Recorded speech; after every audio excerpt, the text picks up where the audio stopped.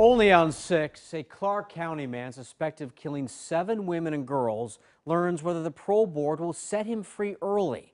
The decision comes at the same time the suspected serial killer is awaiting trial for the murder of a teenager who died nearly 50 years ago.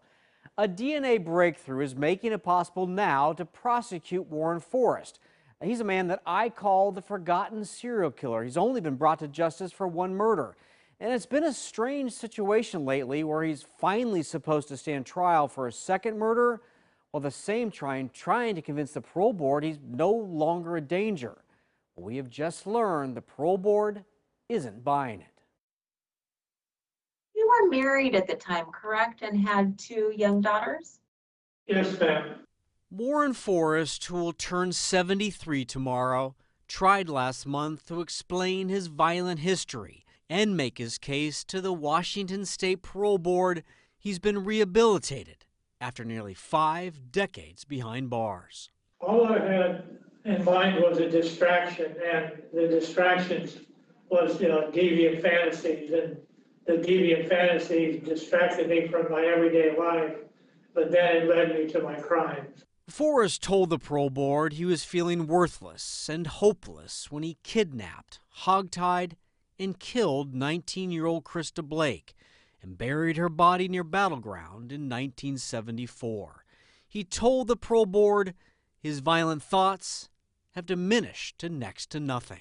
I'm sorry for all the pain that I've created, that there isn't a day that goes by that I don't regret the selfish actions of my youth.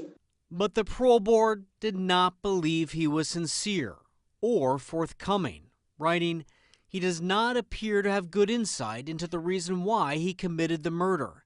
The board also asked Forrest about other crimes. Detectives believe he killed these 7 young women and teenagers in the early 1970s. 2 more survived his attacks that are too brutal to detail on TV. I've been instructed by my attorney, Mr. Downs, not to comment on any unadjudicated crimes. Detectives say 2 of Forrest's victims have never been found: 14-year-old Diane Gilchrist and 16-year-old Jamie Grissom. Jamie's sister urged the parole board to never let Forrest go free. No, there's not a day that goes by that I don't think of her, even all these years later. It's been a half century, but I think about her every day. The parole board noted even though Forrest completed a sex offender treatment program 8 years ago, he still scores as a high concern when it comes to sexual assault, and he admits continuing to have fleeting thoughts of deviant fantasies.